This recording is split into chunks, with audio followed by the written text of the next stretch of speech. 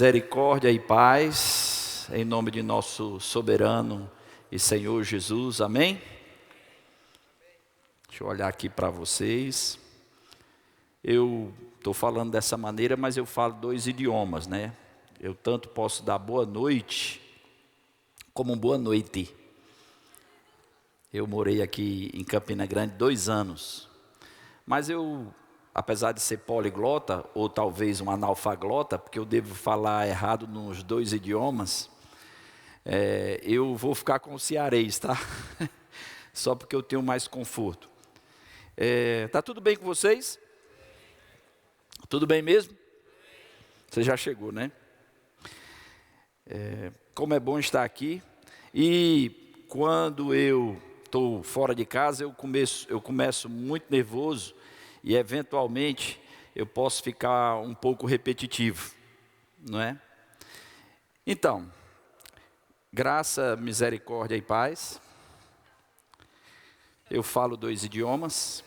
Eu tanto posso dizer boa noite, como posso dizer boa noite. Tá tudo bem com vocês? Como é bom estar aqui. Quando eu estou nervoso, eu fico um pouco repetitivo.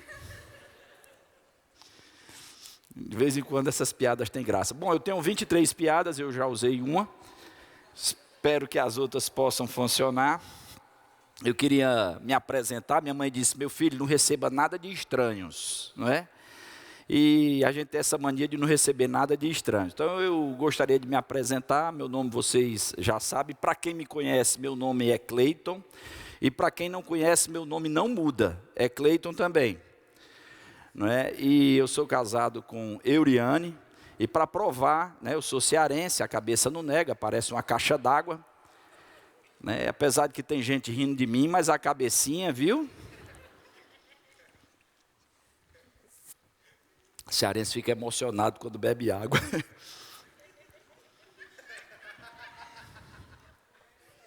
Todo me tremendo. Tomara que o pastor João não veja isso. Mas para mostrar que no Ceará tem gente bonita, eu queria apresentar a minha esposa, Euriane. Fique de pé, minha filha, para o povo ver que lá no Ceará escapa alguém. Ela me acompanha e se eu sou grato a Deus por ter me trazido de volta para o ministério, eu sou grato porque Deus usa pessoas. E Deus usou essa mulher para me ajudar. Eu lhe amo muito, viu? E então quero dizer que eu sou pai de 2 garotas, né? Eu sou pai da Caterine e da Vanessa. Vanessa é muito bem tratada pelos jovens dessa igreja, ela vem para o JPN todos os anos, e vocês tratam ela tão bem, e eu fico tão feliz, muito feliz mesmo. Obrigado pelo esse fervor que existe em vocês, muito obrigado de verdade. Eu pastorei a igreja Verbo da Vida lá em Fortaleza, na Zona Norte, né? E chama Parquelândia. É o bairro mais geométrico da cidade. Lá tem um estabelecimento que se chama Triângulo, tem uma igreja chamada Redonda e é cheia de morador quadrado. Então, é realmente um bairro geométrico. Eu peço a Deus que o povo lá não assista, porque senão faixa de gás é coisa pouca. Mas tudo bem.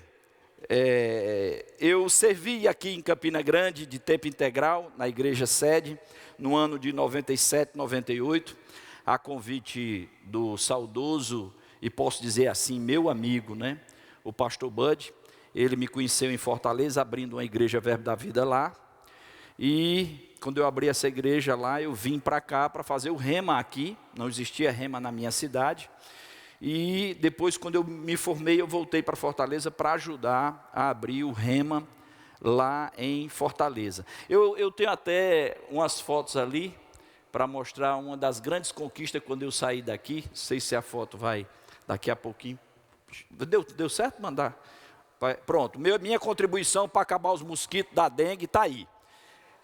Essa aí foi dos anos que eu estava aqui, foi no ano da minha formatura no rema aqui, perto de ir lá para Fortaleza. E tem mais uma foto aí, uma foto que eu creio que ela é histórica não só para mim, mas também para vocês. Essa Kombi aí, ela estava nesse terreno aqui. Antes de eu voltar para Fortaleza, uma das coisas que nós celebramos foi a compra desse terreno. E eu estou nessa foto. Aí você vai conhecer algumas pessoas, não é? Eu acho, não tenho certeza. Mas eu estou em cima da Kombi, tem um rapaz com a câmera na mão, eu estou desse lado de cá. Então, antes de eu voltar para Fortaleza, essa foi uma das coisas que nós celebramos, a compra aqui desse terreno. Então é só para você poder ficar tranquilo que nós estamos em casa. Eu sou dessa casa aqui, eu sou graduado no Rema aqui. E eu trago esse mesmo DNA que você também carrega. Tem alguém nos visitando aqui?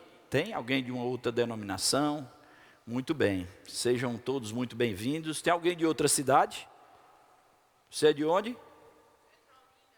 Petrolina. De onde mais? Juazeiro e Petrolina é covardia, né, pessoal? Precisa nem pegar avião, vai de Uber ou a pé, né? Mais alguém por aí? Salgueiro? Muito bem. Então, feliz que eu encontrar essa turma boa por aí. Eu quero agradecer rapidinho aqui, para a gente entrar num assunto melhor, eu quero agradecer o pastor Tiago Borba, a reverenda Juliana, João Gabriel, que está lá em Portugal, né? Comendo aquele pastel de nata ou de Belém, depende de onde é que ele vai. É a sua primeira dama está aqui, muito bem representado, Suane.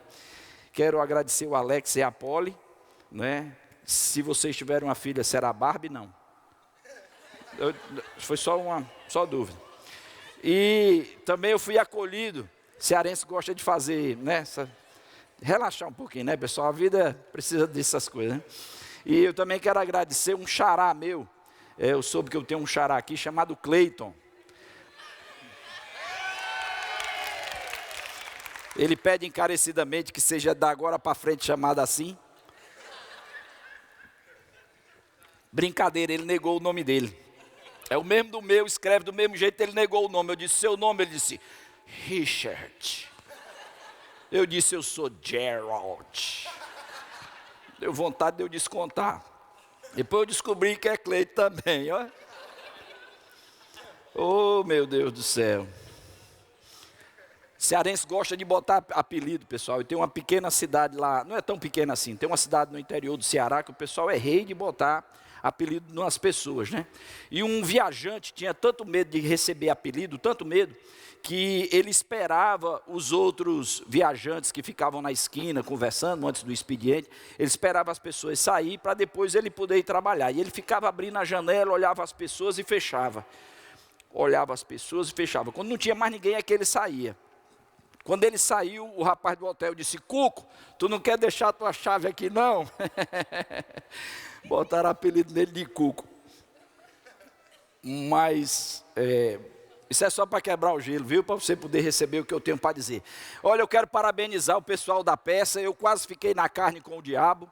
Fez raiva mesmo, né? Não foi? E ele enganou a Leide. Aquela senhora, não é uma Leide, né?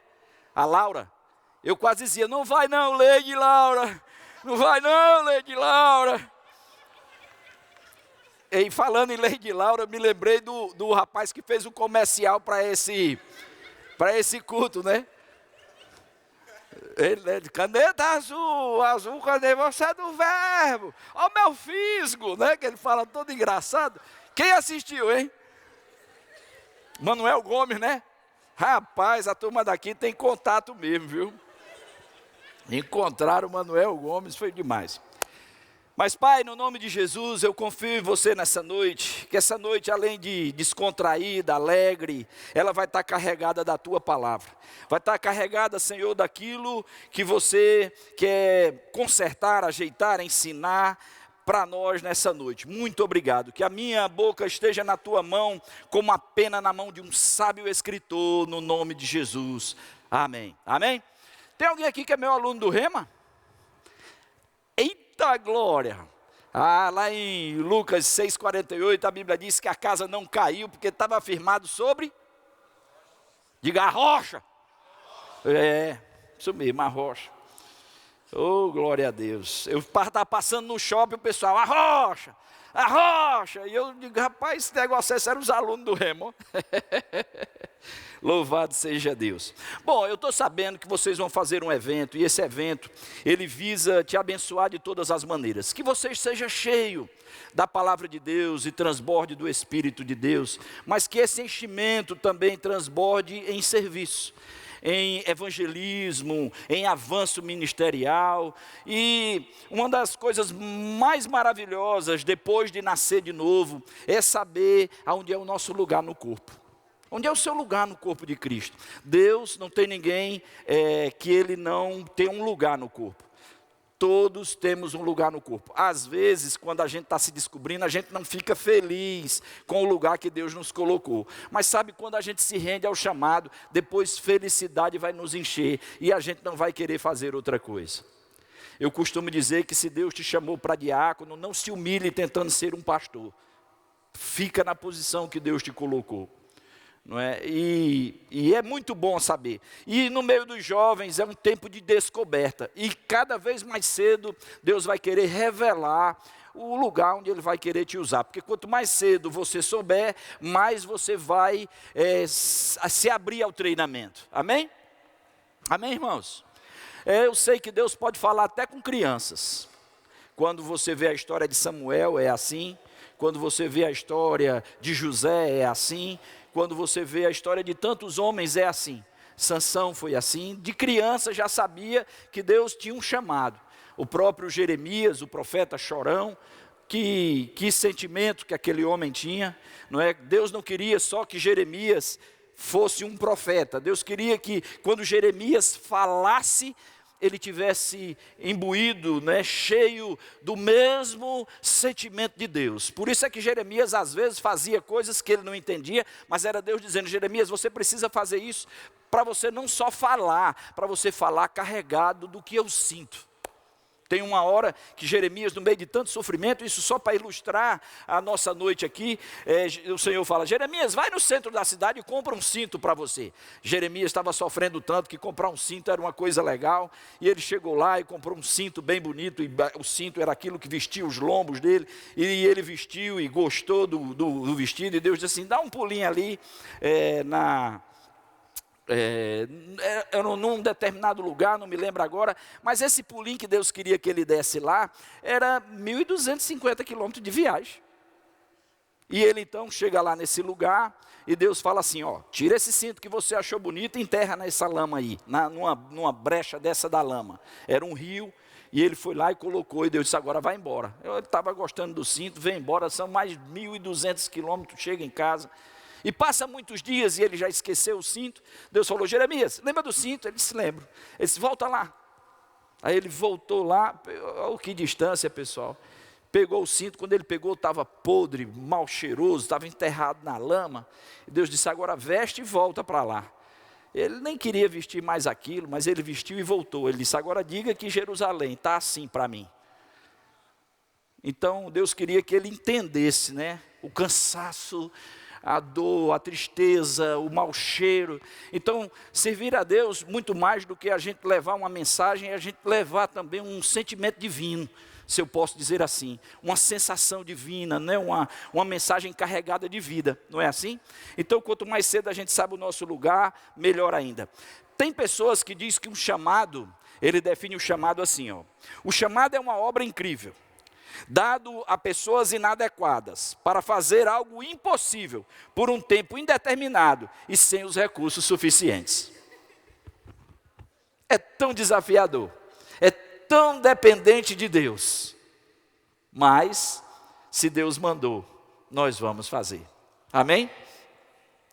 E sabe, irmãos, igreja é ideia de Deus. Diga: igreja é ideia de Deus.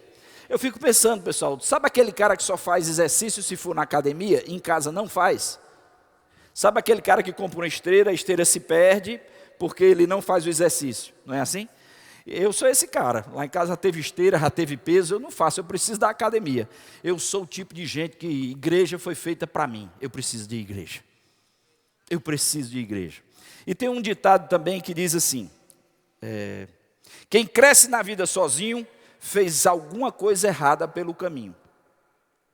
Então nós precisamos. Olha só o que Cristo nos ensinou quando os discípulos pediram a Ele, dizendo: ensina-nos a orar. Jesus ensinou a dizer: Pai nosso, pão nosso, venha a nós, nos dai coletivamente.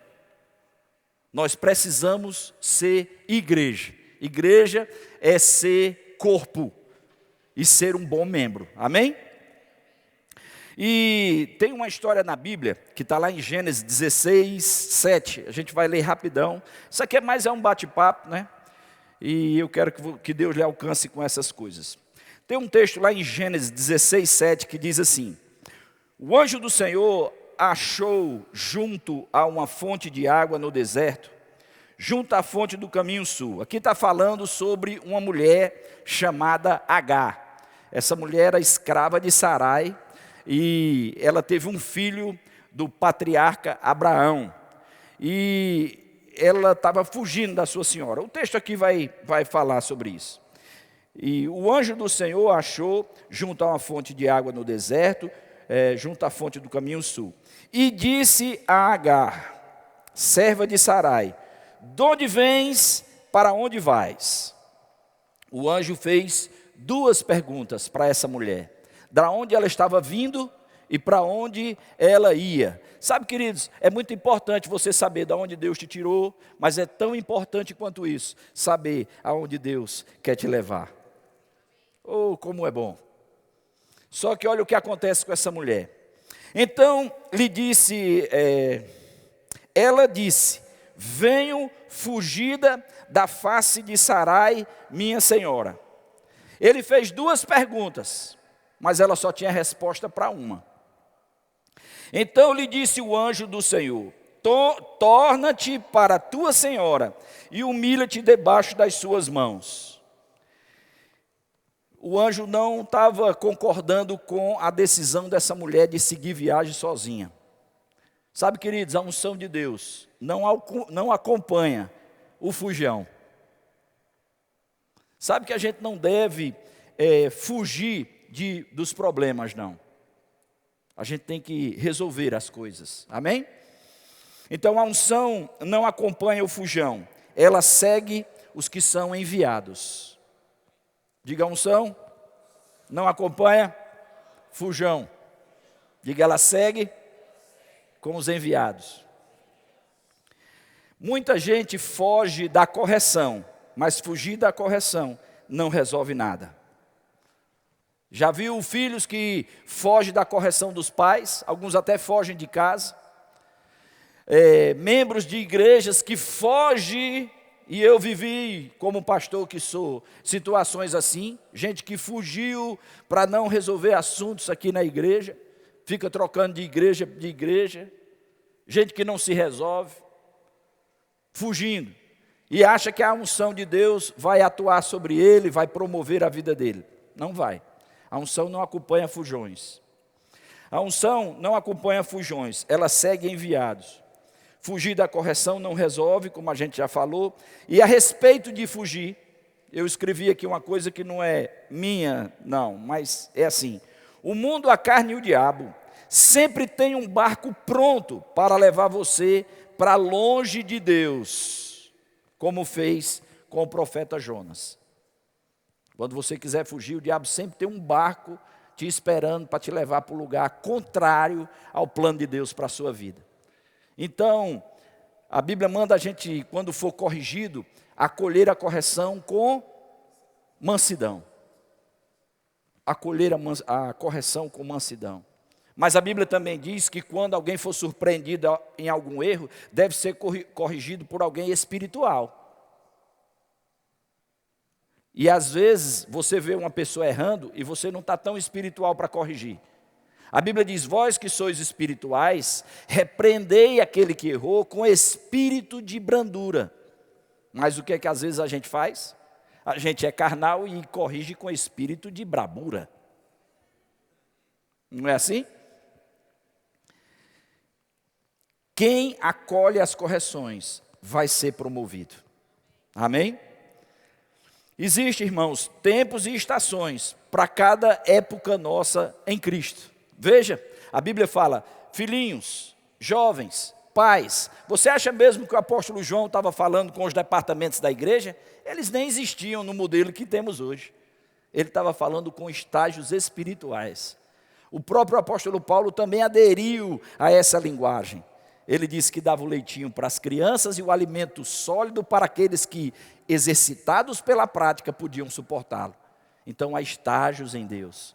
E muitas vezes, irmãos, a gente quer atropelar esses estágios. Ou pior, a gente deixa o tempo passar e em vez de crescer em cada estágio, a gente quer queimar etapas. E a gente fica grandão sem entender as coisas direito. E isso é um grande problema. E eu quero te mostrar uma coisa que está em Marcos capítulo 4, versículo 26 a 29. Para que você tenha paciência. Eu penso que Moisés, ele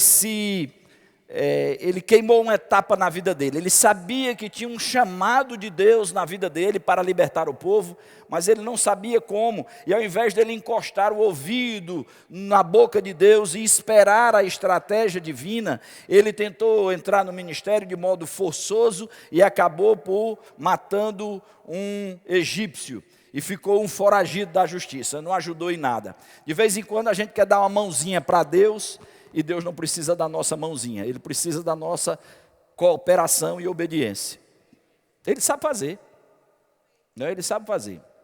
Então em Marcos capítulo 4, 26 e 29 diz assim, e dizia, o reino de Deus é assim, como se um homem lançasse semente à terra, dormisse e se levantasse de noite ou de dia, e a semente brotasse e crescesse, não sabendo ele como. Diga, não sabendo ele como. Irmãos, se você viver essa rotina do dia a dia, na fé, você vai crescer. E as pessoas vão dizer, como foi isso? Sabe que Deus pega o impossível e transforma em passos possíveis? O impossível está lá naquele outro lado. E você fala, não consigo chegar lá de um pulo só, não é assim? Mas é possível orar? É possível orar. É possível confessar a palavra? É possível confessar a palavra. É possível fugir da tentação? É possível fugir da tentação. É possível resistir ao diabo? É possível resistir ao diabo. É possível congregar? É possível congregar. De repente, o impossível foi vencido por passos possíveis. Amém? Isso é maravilhoso. E as pessoas vão dizer, eu não sei como, mas brotou. Às vezes você pode ser o maior azarão da sua casa, como Davi foi. Naquele jantar com o profeta Samuel, ele nem convidado não foi. Precisou o profeta perguntar, ei, ainda tem alguém que a gente precisou chamar? Não é? E não é o nosso tema, mas que coração aquele de Davi para perdoar, né? Não guardou mágoa do pai, não guardou mágoa dos irmãos. Que coração, né? E a Bíblia fala ainda, continuando aí no 27, e dormisse, se levantasse de noite ou de dia, e a semente brotasse e crescesse, não sabendo ele como. 28, porque a terra por si mesmo frutifica. Primeiro a erva, depois a espiga, por último o grão cheio na espiga. E quando já o fruto se mostra, mete-lhe logo a foice, porque está chegada a ceifa. Então, eu quero que você preste atenção nesse processo, porque só você, com bastante honestidade, você vai poder encontrar que lugar você está. A Bíblia fala que primeiro é a erva, segundo, depois é a espiga na erva, a erva na espiga. E por último é o grão cheio na espiga. São 3 estágios, são 3 momentos na vida da gente. E você tem que ter calma com os processos. Amém? Então vamos respeitar os processos e as estações. Lembra que em Salmos 1, a Bíblia fala que nós somos como árvores plantadas junto de ribeiros de águas. E tudo quanto a gente fizer vai prosperar. E a Bíblia diz também que o nosso fruto vai sair na estação própria, na estação adequada. E diz que as nossas folhas não caem. Amém? Se você ainda não é tempo de frutos, você vai produzir uma boa sombra. Vai ser bom estar perto de você. Porque você está firmado em Deus. Amém, irmãos? Então vamos respeitar esses processos. Quem aqui já sabe que tem um chamado ministerial? Que Deus já tem mostrado a você? Nossa, quanta gente. Deus não está mesmo brincando, não. Deus está trabalhando forte, não é? E você sabe que um bom lema para o seu ministério é o mesmo que Paulo usou para o dele. Lá em 1 Coríntios, capítulo 9, versículo 19, está escrito assim: porque sendo livre para com todos, fiz-me de servo de todos para ganhar ainda mais. Esse é um bom lema para um ministério. Sendo livre para com todos, fiz-me servo de todos. Se você quer viver ministério e não gosta de gente, você está no lugar errado.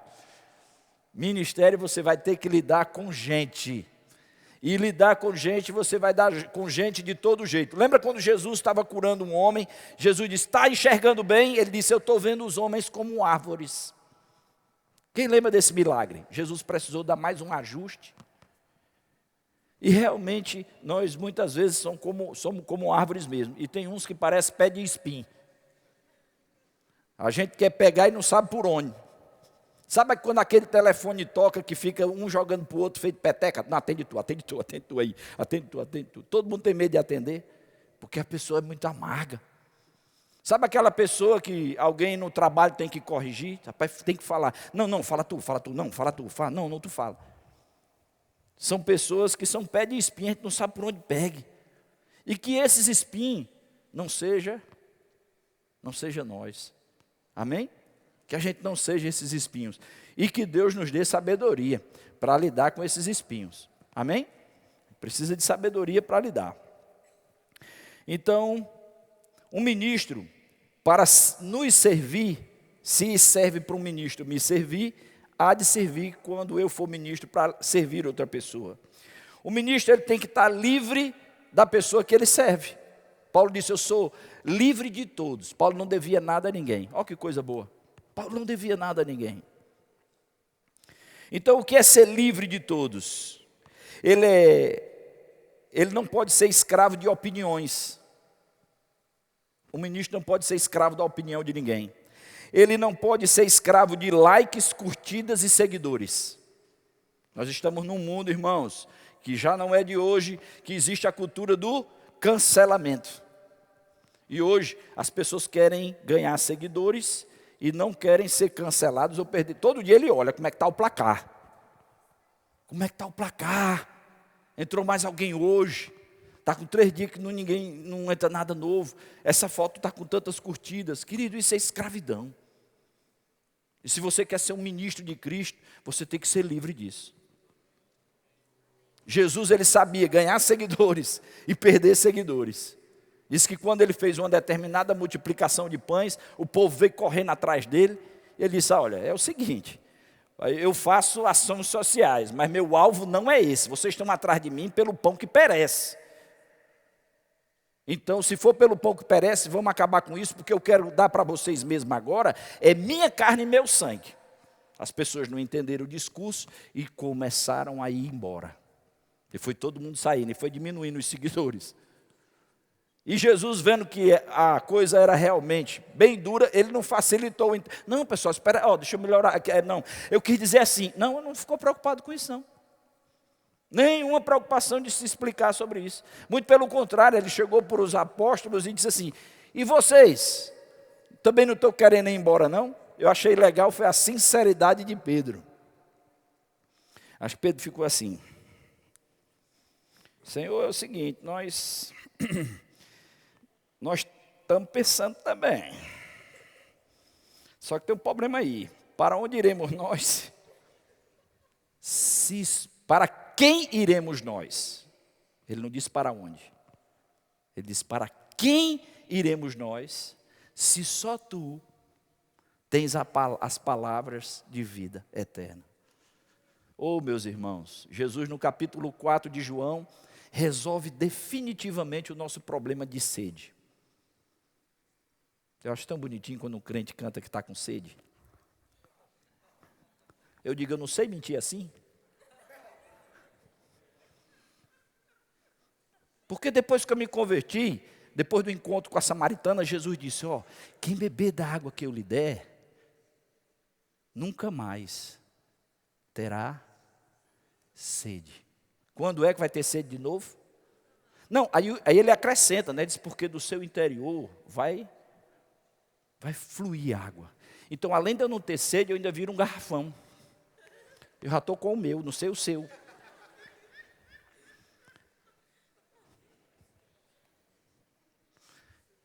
Então, meu problema de sede acabou. E no João capítulo 6, o Senhor fala também que Ele resolve o nosso problema de fome. Ele acaba com o nosso problema de fome. Então, eu nem tenho mais fome, eu tenho que ter pela palavra um apetite, um desejo. Fome? Fome é quem não tem. Mas eu tenho. Eu tenho até para compartilhar. Amém? Então, eu preciso ser um homem livre para servir bem. Um ministro precisa ser livre dessas opiniões, como a gente falou, livre de likes, livre de curtida, livre de seguidores. Não pode ser escravo de suas vontades. Jesus nos mostrou o exemplo, ele disse, Pai, esse cálice eu não quero beber. Tem alguma dúvida sobre isso, do que está escrito? Eu não quero beber esse cálice. Jesus estava falando sobre um cálice, que ele está em todo o Velho Testamento. É o cálice da ira de Deus, preparada para os inimigos de Deus. Jesus agora ia nos substituir e precisa beber esse cálice. Mas ele falou, Pai, eu não quero beber. Mas seja feito a tua vontade e não a minha. Um ministro livre, ele é livre até das suas vontades. E isso, irmãos, graças a Deus que nós temos o Espírito Santo com o fruto do Espírito, com domínio próprio. Amém? Então, ele tem que ser livre de suas vontades, ele não pode ser escravo de ofertas financeiras. Não tem nada pior para um ministro do que escravo de ofertas financeiras. E se vocês querem um ministério, sabe de uma coisa? Se profissionalizem. Aprendam uma profissão. Um emprego você pode perder, uma profissão você não perde. Seja estratégico. Se o teu chamado é itinerante, aprende uma coisa que você pode levar com você para onde você for. Seja estratégico. Amém? E não seja escravo de oferta, porque agora você não vai pregar, porque senão vai ofender e não vão mais trazer oferta, porque o negócio agora fica, quanto vale o show? Se eu falar uma coisa que você gosta, vou dar quanto vale o show. Não, acaba com isso. Eu vou falar com liberdade, porque eu não estou preocupado de quanto vale o show, não. Então, tenho que ser livre. Que venha, que não venha, tenho que ser livre. Na verdade, um ministro ele deve estar pronto para a oposição. E se vir agrados, ótimo. Mas a gente tem que estar pronto para a oposição. Jesus nos mandou para um cenário muito interessante. Eu vos envio como ovelha para o meio de ovelhas? No meio de quem? Rapaz, é porque eu não estava lá, porque senão eu dizia, Jesus, eu ouvi direitinho você dizer lobos.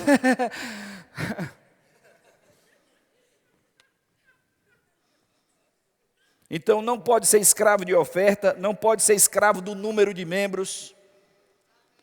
Fica muito empolgado se for para pregar para muita gente. Se tiver só uma pessoa, não quer pregar.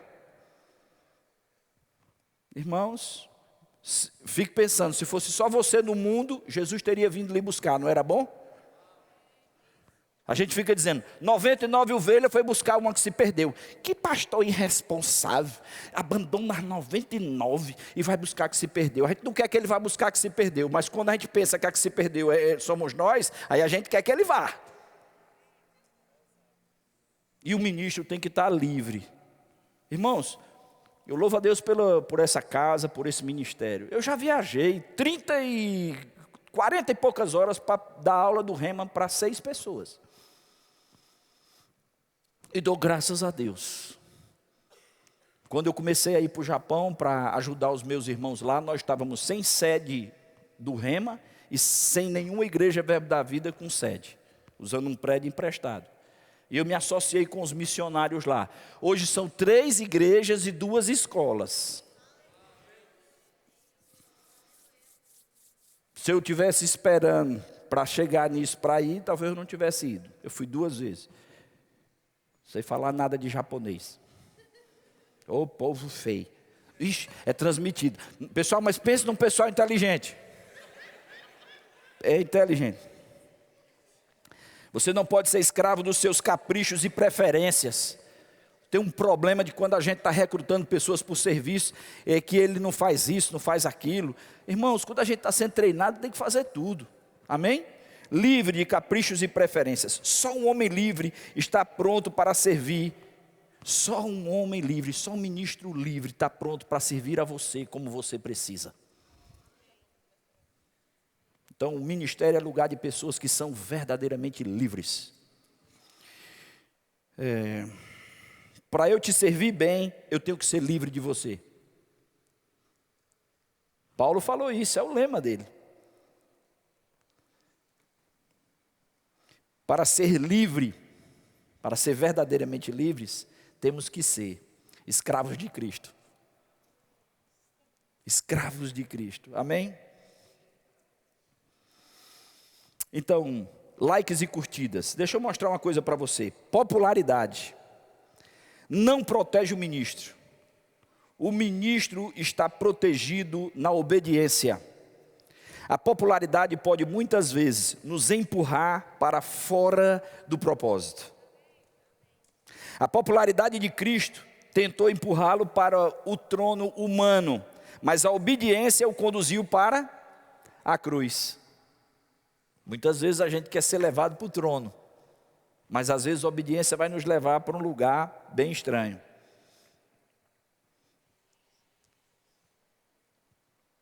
É melhor a cruz com Cristo do que o trono com o povo. Amém? O conhecimento do chamado não permite que sejamos... O conhecimento do chamado não permitirá que sejamos movidos por popularidade.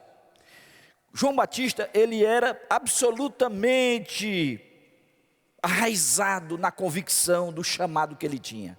João Batista, a gente esquece muitas vezes, de que ele era um levita. O pai dele, Zacarias, servia no templo e foi anunciado o milagre do nascimento dele, enquanto o pai dele acendia os incensos. A função maravilhosa que tinha no templo, que era a coisa mais cheirosa de um perfume único que não poderia ser nem copiado. E João Batista poderia estar servindo ao Senhor no melhor lugar, no melhor ambiente, com a melhor roupa, com as melhores refeições, mas ele foi obediente ao Senhor para ser um pregador no deserto. E vamos combinar, quem quer ficar famoso não prega no deserto. Jesus perguntou, o que é que vocês foram ver no deserto? Homens bem trajados não estão lá. Mas só que ele era a voz que pregava. Se a unção de Deus está conosco, irmãos, quando a gente abrir a boca, pessoas vão chegar. Vão chegar, e a gente precisa estar livre para isso. Filipe, um evangelista de ofício que o Novo Testamento apresenta, ele viveu uma coisa bem curiosa, que eu creio que todos nós, e aqui eu vi muita gente levantando a mão, que tem chamado, temos que estar pronto. Os talentos não foram dados iguais, a um foi dado 10, a outro foi dado 5, a outro foi dado 2. E Deus não vai nos cobrar pelo que não nos deu. Amém? Então Filipe é um exemplo de alguém que está pronto para essa fluidez em Deus. Olha que coisa interessante. Em um mundo que busca popularidade, devemos buscar a vontade de Deus. Algumas vezes Deus tem que retirar o ministro da popularidade e lhe conduzir a um lugar mais reservado. Filipe foi enviado a um local deserto e antes ele estava no meio das multidões, sendo muito amado. Lembra disso? Eu vou ler bem rápido porque meu tempo está acabando, mas ainda dá tempo de fazer um miojo. Em Atos, está no capítulo 8, versículo 5, diz: E descendo Filipe à cidade de Samaria, pregava-lhes a Cristo.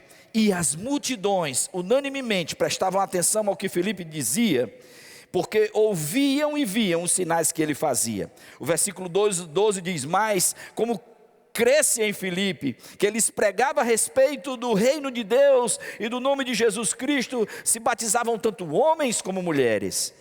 E no versículo 26 nós ouvimos: E o anjo do Senhor falou a Filipe dizendo: Levanta-te e vai para o lado do sul, ao caminho que desce de Jerusalém para Gaza. Hoje, talvez Filipe fosse só depois, né? Porque Gaza está meio complicado. Que está deserta. Imagina você, está na igreja, tudo acontecendo, o povo, ei Filipe, bota a mão na minha cabeça, Filipe. E o anjo diz assim, agora você precisa ir para uma estrada que está deserta. Oxe, espera um pouquinho.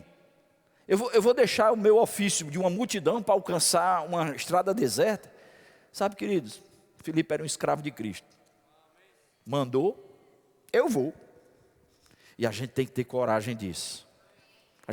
O que foi escrito, a Bíblia diz, para o nosso ensino, foi escrito. Que ministro, irmãos? Quem quer deixar uma coisa, tudo, o avivamento estava ali. A Bíblia não fala que ele argumentou com Deus, não, meu irmão, ele foi. Sabe que Deus tem estratégias diferentes? Deus tem estratégias diferentes. Ei. Aceita que Deus tem estratégia diferente. Aceita que Deus pode fazer. Mas Senhor, você vinha fazendo assim.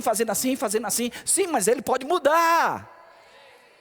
Moisés não entendeu que ele podia mudar.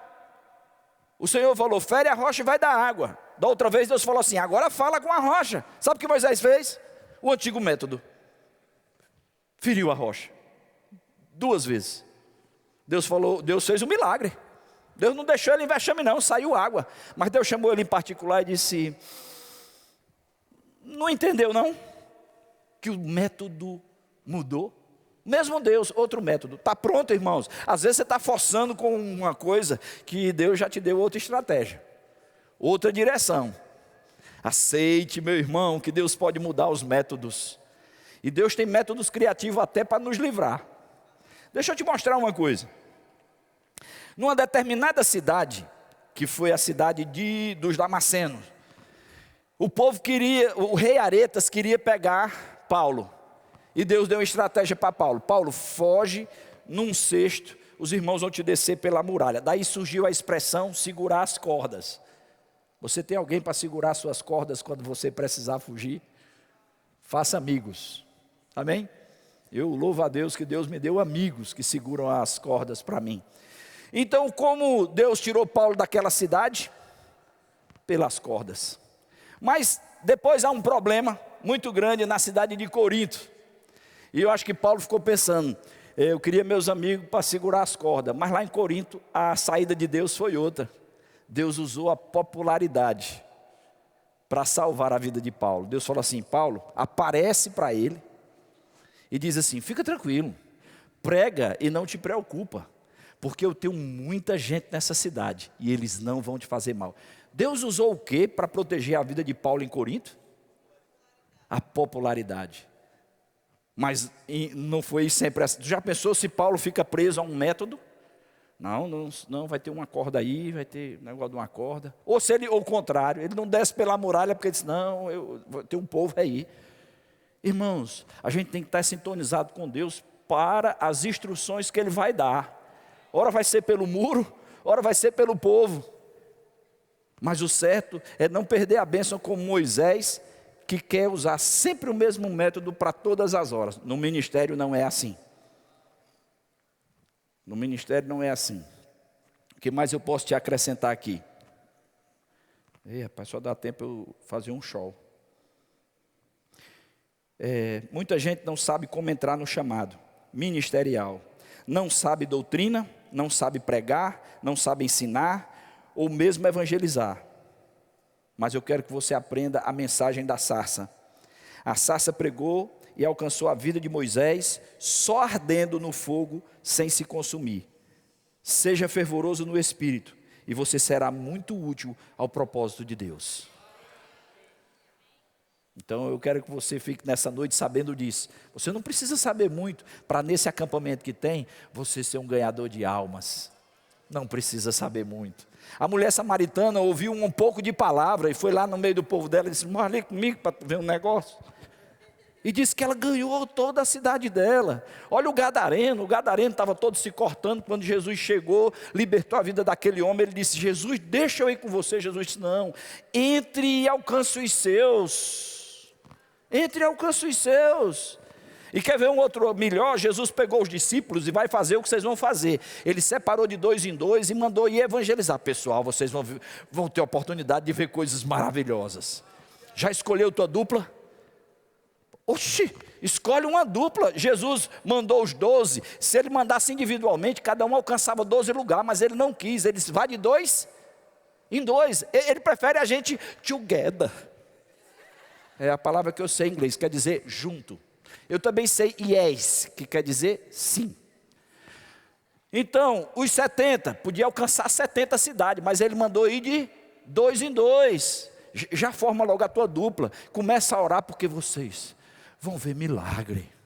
E o que é que você tem que fazer? Igual a sarça fez para Moisés. E a sarça está no fogo e não se consumiu. Tem uma música assim que diz isso, né? Eu cantando, eu desunjo o microfone tudinho. Olha, os discípulos quando saíram de 2 em 2, encontraram um cara que estava expulsando demônio. Ó. Sai demônio, sai demônio. Aí os discípulos disseram assim, ei, tu fez o rema? Tu vai para o culto na sede, é? Que hora? Não, então não expulso demônio não. Aí voltaram para Jesus e disseram, Jesus tinha mandado eles ir, né? Ele falou, Jesus, nós vimos um que em teu nome expulsava demônio. Mas nós lhe proibimos, porque ele não anda conosco. Jesus fez, não faça isso não, porque quem conosco não ajunta, espalha.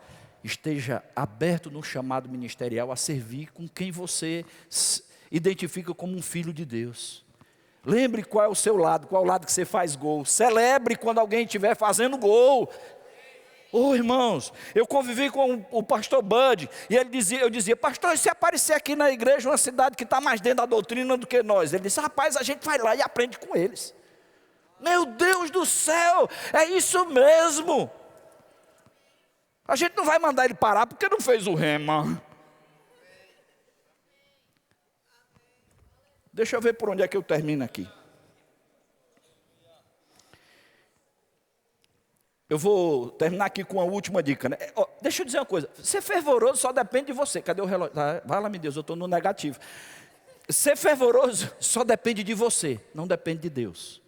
A Bíblia disse, seja fervoroso. Se você quiser saber como é que ferve, chama a minha mulher. Bota ela bem aqui que ela vai começar a ligar. Aleluia. Grande é o Senhor. Aí quando dá fé, está no calabaxé. Porque a Bíblia diz que a gente pode se encher, falando entre nós, com salmos, hinos e cânticos espirituais, cantando e salmodiando ao Senhor no nosso coração. Não é na nossa emoção não, às vezes é contra as emoções mesmo. Começa a confessar a palavra e falar em língua para tu ver o negócio, se não pega fogo.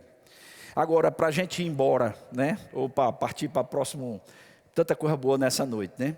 Eu só quero te dizer uma coisa, seja rápido em perdoar e não guarde rancor. Tem muita cura esperando você tomar essa decisão. Está ouvindo o que eu estou falando? Ora e não sai. Onde é a dor? É aqui, tem aqui. É a dor ambulante ela. Tem muita coisa na sua vida, irmão, esperando só você perdoar. Perdoar papai, perdoar mamãe. E quer que eu te diga uma coisa? Às vezes é necessário você perdoar as burradas que você fez. Porque tem gente que às vezes não se perdoa. É aquele cara que, vida, céus, azar.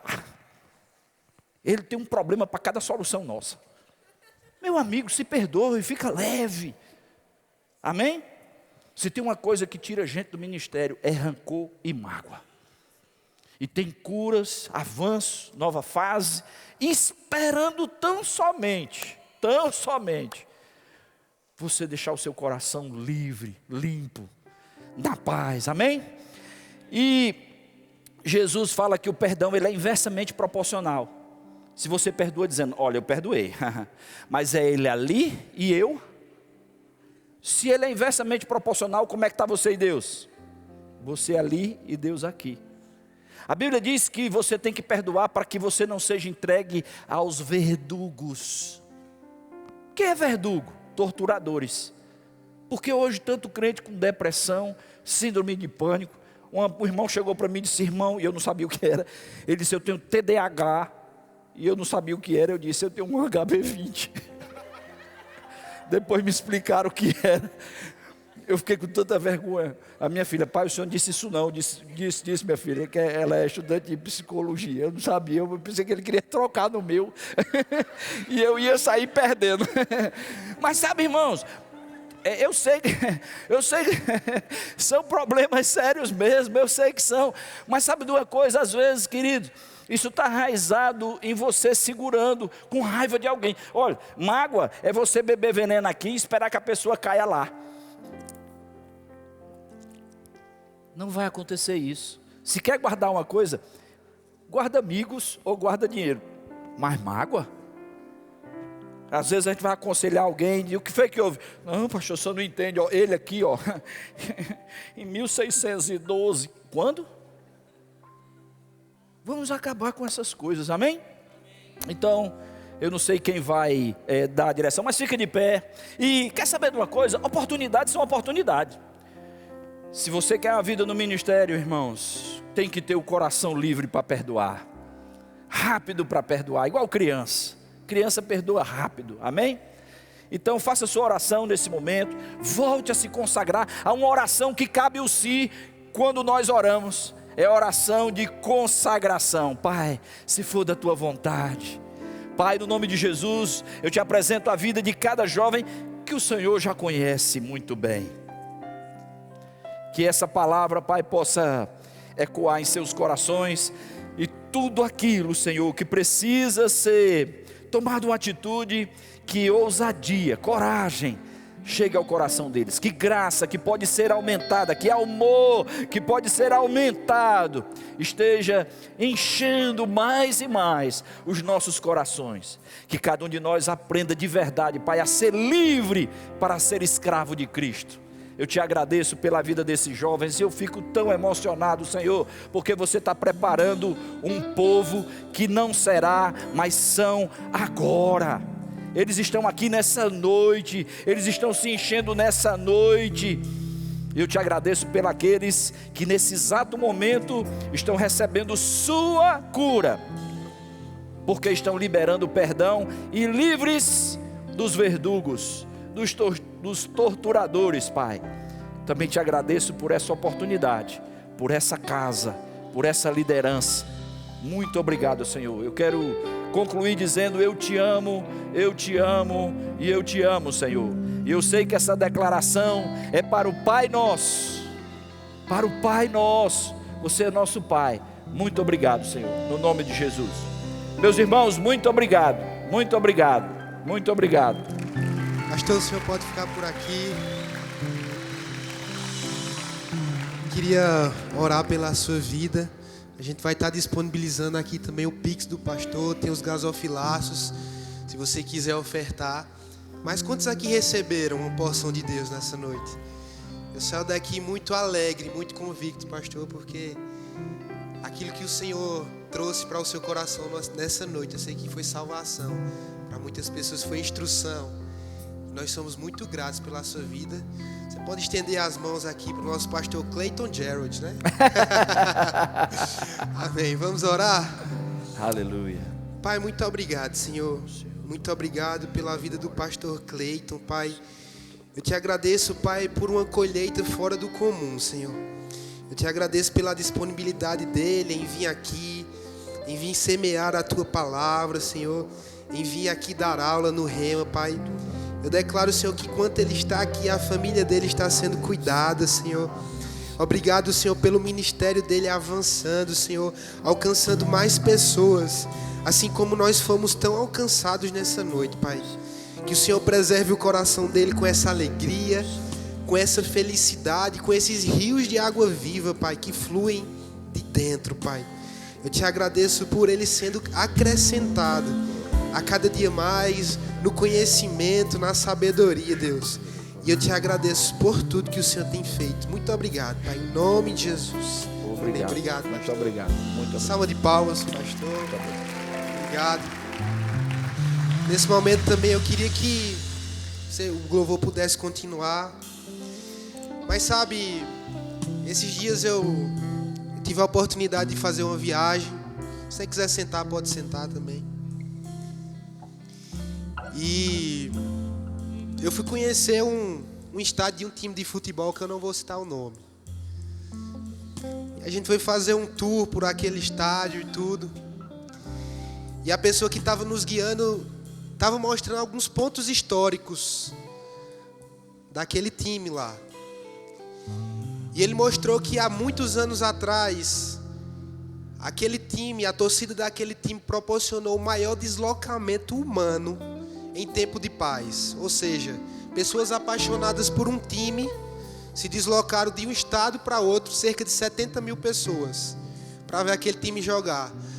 Sabe qual foi o resultado? O time perdeu. Mas o que me chamou mais a atenção foi o que aquele homem disse.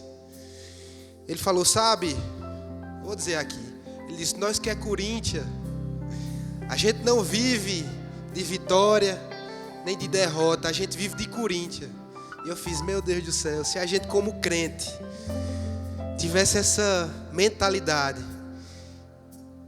de que a nossa vida não é de vitória, a nossa vida não são os vales que nós passamos, mas a nossa vida é Cristo.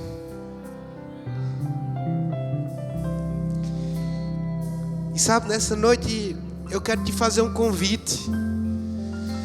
Se você chegou aqui e você entende que você precisa confessar o Senhor Jesus como o Senhor e Salvador da sua vida. Você sabe que existe algo no seu coração dizendo, essa é a minha noite. Esse é o dia que Deus separou para mim.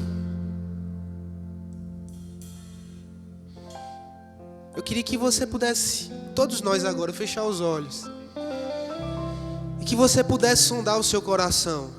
Sabe, nós não temos pressa. Eu sei que você recebeu tantas palavras poderosas nessa noite. E se você sabe que hoje você precisa tomar uma decisão de entregar o seu coração a Cristo e não mais viver de vitórias ou de derrotas, mas ir para um time vencedor, que é o time do Senhor Jesus, queria que você levantasse a sua mão. Ele tem paz, Ele tem novidade de vida para você. Amém, eu vejo a sua mão, glória a Deus.